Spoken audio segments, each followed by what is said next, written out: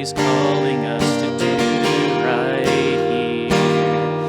Could it be that heaven's always planned it, that we leave here empty-handed when this life disappears?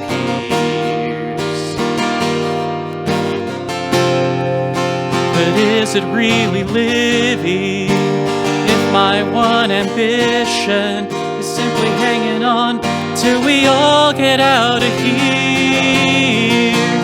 I don't want to waste a breath, one heartbeat in this chest. I want to see His kingdom come in. I won't wish my life away. I want to live each day to give away what I've been given. I don't want to leave here with regret. I want to leave with nothing left. When I think of all that I've been given and what I've learned from living, I know exactly what I need to do. So I pray that God will give me chances to show how great His grace is while living out His truth. If somehow I could choose it, I'd be the one God uses to make a difference in what forever means to you. I don't want to waste a breath, one heartbeat in this chest. I want to see His kingdom come in. I won't wish my life away. I want to live each day to give away what I've been given. I don't want to leave here with regret. I want to leave with nothing left. I want to be alive. Lend a hand, speak the truth to the dying man. I don't want to waste a breath, one heartbeat in this chest. I want to see His kingdom come in. I won't wish my life away. I want to live each day to give away what I've been given. I don't want to leave here with regret. I want to leave with nothing left. Leave with nothing left.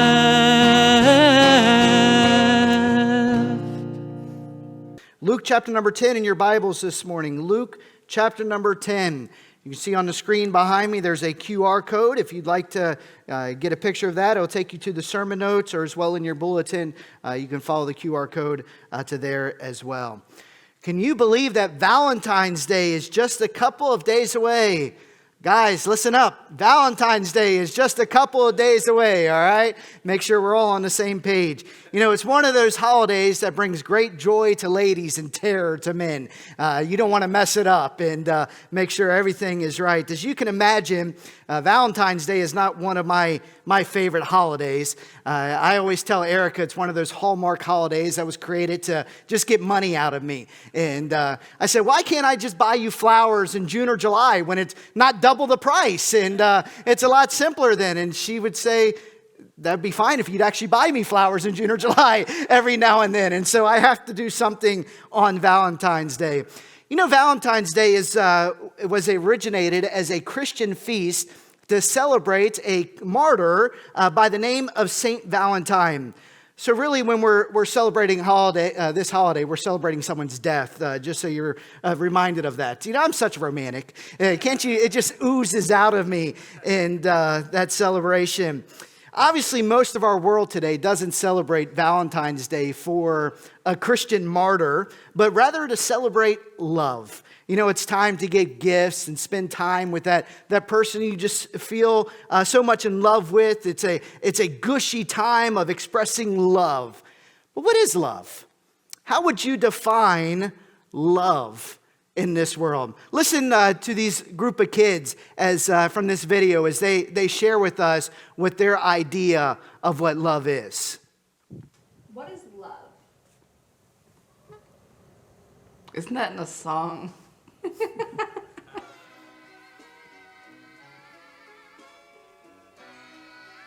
What is love? Let's see. No idea. I do not. I don't know too much about it.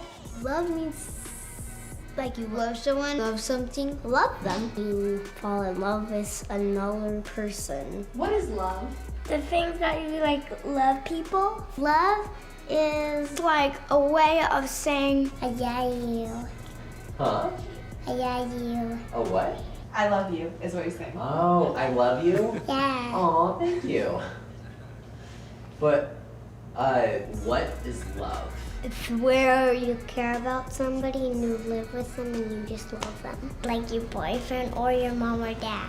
Do you have a boyfriend? Love means when you be nice and not mean and You're interested in a person. it's a feeling of happiness. It's a sign of happiness. Love is feeling. Feeling. A good feeling. A warm feeling. It's a feeling and kind of a taste. Where in your body do you feel love? Mostly to the right, but sometimes the left. In your heart. Hot. My feet. What is love?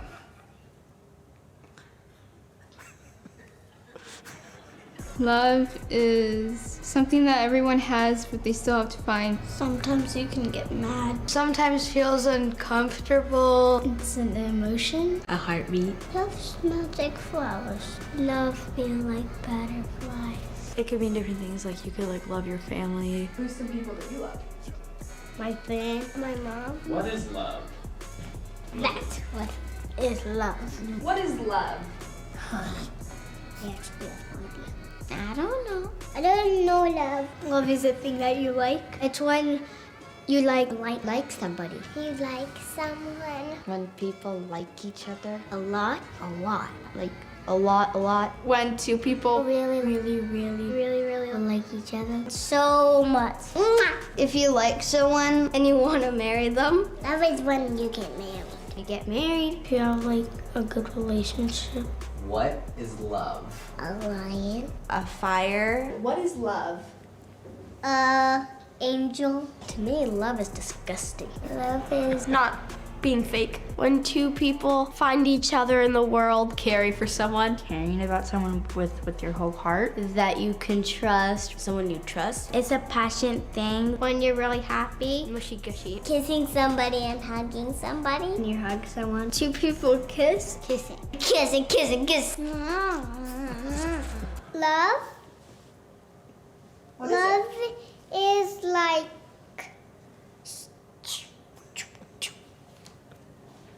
What is that? this straws. Straws?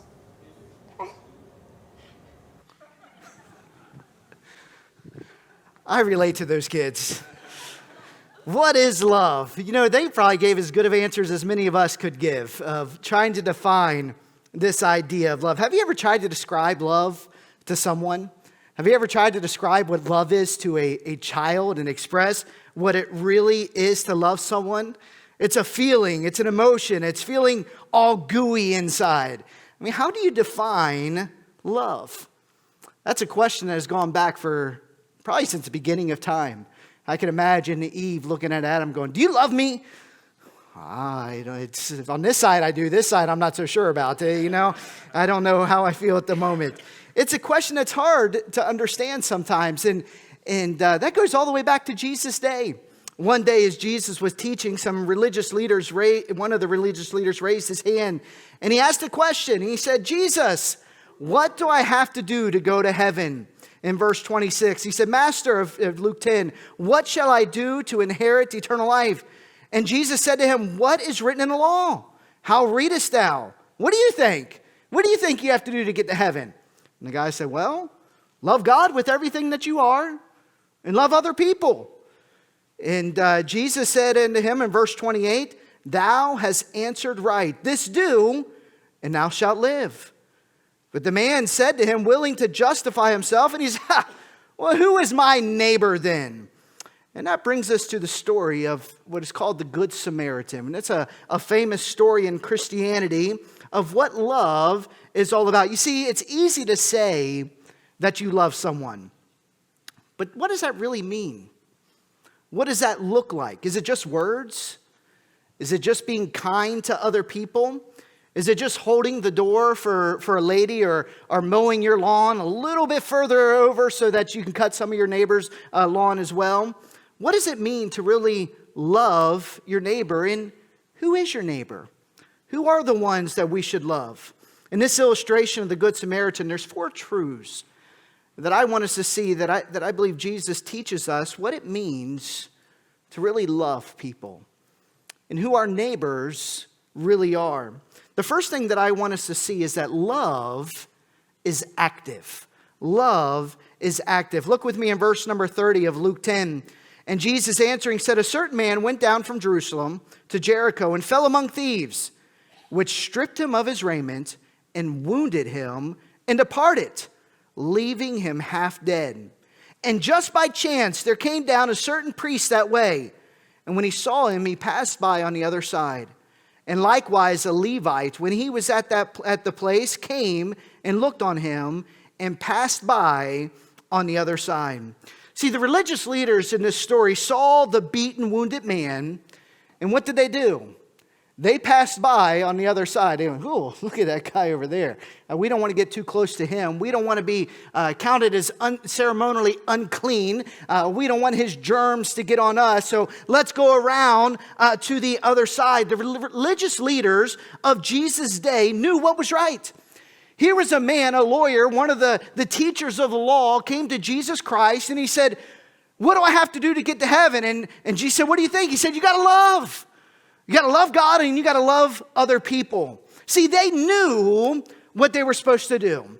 They knew what love was supposed to look like. They knew the truth. They were the religious leaders and they said, you've got to love other people. Yet they did not practice what they preached. Love for others doesn't just talk about doing right. It doesn't just talk about helping others. Love for others knows what to do and does what is right. See, love is an active thing. The word love is a verb. It's an action. It's something we do. Love for others does what is right. It not only talks about helping the poor, it actually does something about it. It not only talks about helping the sick, it actually does something to help them. It not only prays for the needs of other people, it is actively involved in helping other people. See, the religious leaders talked about love. They talked about loving their neighbors. They taught that everyone else, they taught other people that they should love their neighbors. But in reality, they did not do anything to help those who were in need. See, loving others is not about what we say. It's about what we do. That's what love is. Here was a man that needed help. And instead of helping him, the religious leaders crossed to the other side of the street to avoid the man. That's not love. Love does not turn a blind eye to someone in need. Love gives water to a thirsty person or food to a hungry. Love doesn't sing, people need the Lord in church on Sunday and then never tell anybody else about Jesus Christ. That's not love. Love doesn't just talk. Love is active. See, the religious leaders, they talked. They knew what you should do. Yes, you've got to love God and you've got to love others. But the religious leaders did not put in practice what they taught. Love is active. It doesn't just speak. Jesus told a parable in John 10, comparing himself to the religious leaders. He said the religious leaders are like when a shepherd has some sheep and he has to hire someone to care for those sheep. And it's a hireling that he hires to watch over them and protect them. The hireling doesn't really care about the sheep. When a wolf comes along to get the sheep, the hireling goes, Oh, nope, I'm not protecting those guys. I'm out of here. And he takes off. He doesn't care about the sheep. He doesn't love them. He's not interested in them. All he cares about is the money in his pocket and taking care of himself. And Jesus said the religious leaders are like the hirelings. They're like the ones that talk about what you should do, but when push comes to shove, they're out of there. Because all they worry about is themselves. They don't care about the needs of other people. And Jesus, in comparison, in John chapter number 10, said, I'm not like them at all. I'm the good shepherd. And a good shepherd loves his sheep, and he's willing to lay down his own life for them. He sees his sheep. He sees a wolf coming. He says, not in my house. I don't think so. You're not bothering the sheep today. And he's willing to protect them and give himself to protect their lives. That's what love does. When we are like the religious leaders, all we're interested in is ourselves and how things affect us. If we are like Jesus Christ, we're like a good shepherd who's willing to lay down our lives to inconvenience ourselves for the benefit of other people. Love cares for people. They not only talk about what they should do, they actually do it. Love is active. Love cares about people, about the needs of people. It doesn't abandon them in their time of need. It doesn't avoid others that won't be of service to them personally. Love looks to help other people. Love is active. Loving our neighbor means that we're actively involved in helping other people. Secondly, we see that loving our neighbor means that love helps people where they are. Look with me in verse 33. It said, but a certain Samaritan. Now, if you know Bible history, you know that the Samaritans were hated people by the Jewish people. The Jews hated the Samaritans. It was almost as there were the Jews, they felt they were the upper echelon. Then there was the Gentiles, and then there were the Samaritans. The Samaritans were a mix of the Jews and the Gentiles. I mean, they were dogs, they considered them. They were unworthy people. They hated the Samaritan people. And so it's not by coincidence that as Jesus Christ is talking to these religious leaders, he says the religious leaders, the Jewish religious leaders, they just walk by. But those people you hated, the good Samaritan, he was different. He said, but a certain Samaritan in verse 33, as he journeyed, came where he was. And when he saw him, he had compassion on him and went to him and bound up his wounds, pouring in oil and wine, and set him on his own beast and brought him to an inn and took care of him. The good Samaritan saw the wounded man, and he went over to him and he began to give him the need that he needed, the help that he needed. You see, he didn't say to him, hey, yeah, you know, buddy, I see you're in a lot of pain there and you're suffering. When you clean yourself up a little bit and you get yourself on the straight and narrow, come on over to my house and I'll see what I can do for you. That's not what he did. He saw the man where he was. He saw the condition he was in. He saw the needs that he had, and he went over to him and helped him. Love helps people where they are. It doesn't wait till a person has improved their situation before helping them. It doesn't wait until a homeless person finds a home to begin helping them. It doesn't wait for someone to clean themselves up first before helping them. It doesn't wait till someone quits drugs before we invite them to church and start helping them out. Love sees people where they are and helps them in their need. Love doesn't wait for someone to come into the church building before we're willing to help them out. Love goes out to people. Love sees people where they are and it helps them. It doesn't wait for people to clean up their own lives before helping them. Love also doesn't just throw money at the person and say, man, I hope this helps you out. See, love is practical. What did the Good Samaritan do? He didn't just say, hey, you know, here's a couple bucks to hitch a ride in an Uber to get down to the hospital to take care of yourself. No, he went and he bandaged the guy up. He gave him the help that he was in need of at that moment. He cleaned the blood and the dirt off the man and he put Band-Aids on him. Love is personally involved in helping other people. See, we often think that helping other people means just giving them money. That's often what our mindset is. And that can be loving. It really can. But really, that is one of the easiest things that we can do. See, love gets down in the dirt with people, where the person is. and it helps them in their situation at their point of need. This is going to look different for every situation is different. For someone like an injured man, it required a physical aid. The injured man was not in a position to help or clean or bandage himself. He needed help. And so the Good Samaritan helped him. For other people, they just need a good kick in the pants sometimes. That's loving sometimes, to help people and encourage them. Get off your lazy behind and go get a job. That's loving. That can be sometimes. That can help people in their needs. Every situation is different. And we must be wise. But we must also be like the Samaritan and have compassion on people. What does that mean?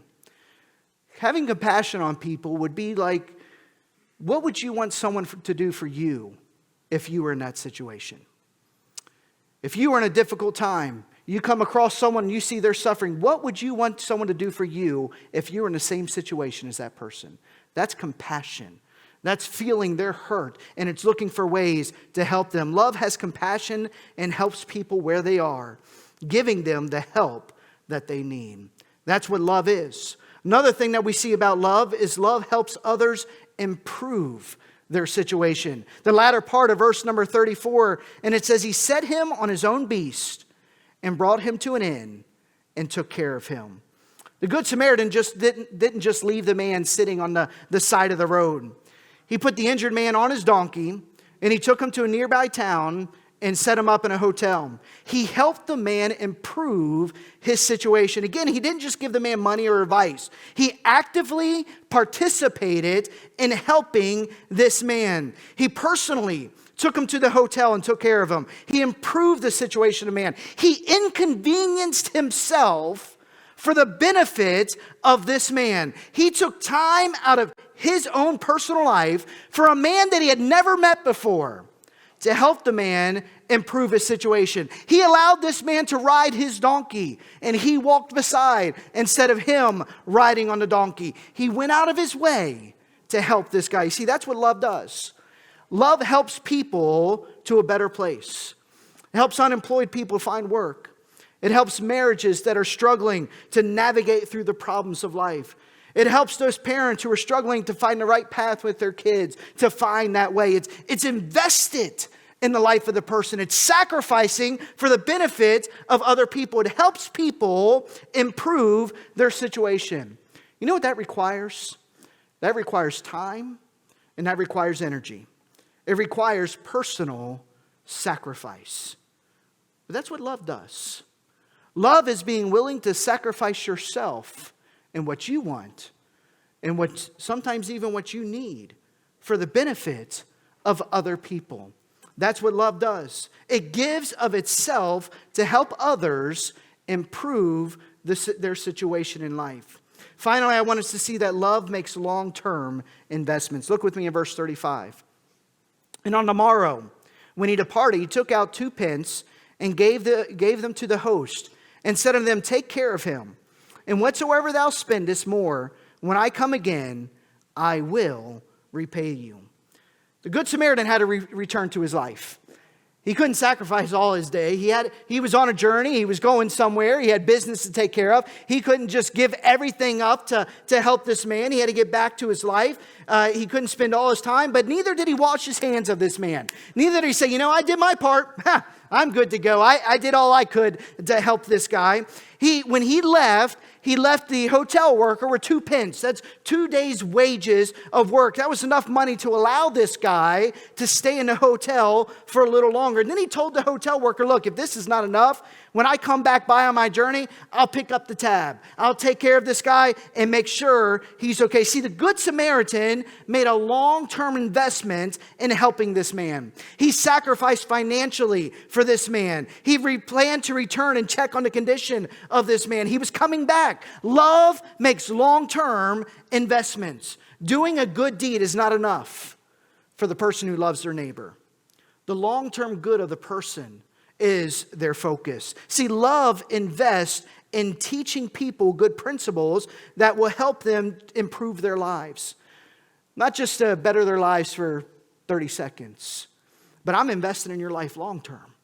Because I want you to improve your life. It's that old saying, you don't just give a man a fish, you teach him how to fish. That's the idea of love. That takes time. To teach someone to fish, to give someone a fish. Hey, walk to my refrigerator, pull it out. Well, I never have fish in my refrigerator, but I walk to my neighbor's refrigerator, I pull it out, and I give it to somebody else, okay? That takes a matter of seconds. But teaching him how to fish, that takes a day, 2 days. If it's me, a week or two. I mean, it could take a while. That's an investment in the life of people. That's what this Good Samaritan did. That's what love does. Love is willing to invest in the long-term well-being of people. You've heard the term from in church a lot of times, discipleship. And that's all discipleship is. Discipleship is pouring your life into the life of somebody else to help them long-term. Not just a short moment of time. I'm giving of my time. I'm giving of my energy for the long-term benefit of someone else.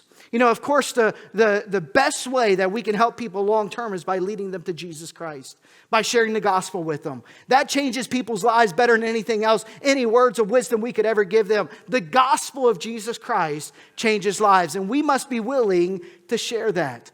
But don't stop there. Invest in the lives of people. Pour yourself into people. Teach them what the Bible says and how to apply it to their lives. But that takes time. That requires sacrifice. That requires energy from my part. That is what love does. So I ask you, friends, in whose lives are you making a long-term investment? Who are you getting together with on a regular basis to invest in their lives? Who are you helping to become a godly man or woman? Who are you helping to become a godly mom or dad? What couples are you helping to live in Christ-like marriage? Pastor Chris, I just don't have time. I can't do that. Love makes time. Love cares about people. Love sees the need of other people and says, what would I want someone to do for me if I were in that situation? And it's willing to give of itself to help them. Love is willing to miss that football game in order to invest in another man's life. Love is willing to give up one night at home to drink coffee with another mom. Love is willing to sacrifice what it wants for the long-term benefits of other people. Love is willing to forego buying that new car to help someone else that's in financial need. Love is about sacrifice for the benefit of other people. When you think of love, how would you define it? All you have to do is point to Jesus Christ. You want to understand what love is, what love really looks like? Look to the cross of Calvary. The Bible tells us that God loved us so much that He was willing to send His only Son to die in our place. The Bible tells us while we were yet sinners, Christ died for us. You know, God didn't look down at us and our sin and go, I don't want anything to do with them. He said, I love those people. I love them so much, I'm willing to give up of my life to come down and live amongst them, to take on human flesh, and to become obedient unto death, even death on a cross, the Bible tells us. That's how much God loved us. God was willing to sacrifice Himself for our benefit. Did that cost Him anything? Did that cost Him some praise for a time while He was down on this earth as a little baby and set up in heaven where He was receiving the praise of angels? He came down and became like you. What a sacrifice. That's what love looks like. Why did He do that? For our long-term benefit. So we wouldn't go to hell. So we could be made the children of God. And we can have a home in heaven. And not only have a home in heaven, but so that we can have life abundantly. The Bible talks about in John 10. Here on earth, even today, we can have abundant life because of the sacrifice of Jesus Christ. That is love. You want to understand what real love looks like? Look at Jesus Christ. He demonstrated love to us. See, love sacrifices itself for the benefit of other people. Is that what you do? Is that what love is to you? Or is it like the girls were saying, mwah, kisses and hugs and What is love? It's loving somebody. It's liking somebody. No. Love is being willing to give of myself to help other people. See, this is what Jesus said, what it means to love other people. Who is your neighbor? It's anyone who's in need. How do you love them? Not merely with words, but with actions. Actions that are concerned with the long-term well-being of a person. Do you love other people? Are you active in helping others? Are you more like the religious leaders of Jesus' day? And talk about how we should help other people, but don't actually do anything about it. Or are you critical like the religious leaders were? You know, they're only in this situation because of their sin, because of the choices they have made. Why should I help them out? The Samaritan, when he walked by, didn't ask the man, hey, what happened to you? What life choices did you make to get yourself in this situation? He just saw the need of a man. And he said, what can I do to help that person? We often think, as I've mentioned, that helping others is just about giving them money. And we say, why should I give them money? They're just going to use it on drugs and alcohol. I've had that thought. I'm sure many of you have as well. Why should I do that? And that could be true. Just the other day, we had a man stop by the church. And he told me a story how he started a new job and he needed some steel-toed boots to be able to start this new job. He started the day before and he couldn't work and he was going to lose the job because he didn't have any steel-toed boots and he didn't have money to go buy some. And I said, oh man, my heart goes out to you. I said, let's do this. I said, let me go with you over to Walmart and I'll buy you some steel-toed boots. He said, no, I don't want that. I want the cash. I'm not a child. You need to give that to me. There are people, there's charlatans out there. There's people that just want cash. And so we need to be wise with our money. But a problem we have sometimes is we allow those few handful of people to build up a cold heart in us. And we become cynical. And we think everyone is in that situation. And that's the only reason people want stuff. But that's not how love is. Love cares for people. It's wise. It's a good steward to the resources God has given unto us. But it cares for people and it does everything it can to help people in their situation. It's helping people where they are, taking them to a better place and investing in them for the long term. See, the Good Samaritan didn't give this needy man a penny. He sacrificed for him. He gave of his own oil to clean the man. He paid for the hotel room of this guy. But he did not give money to this man directly.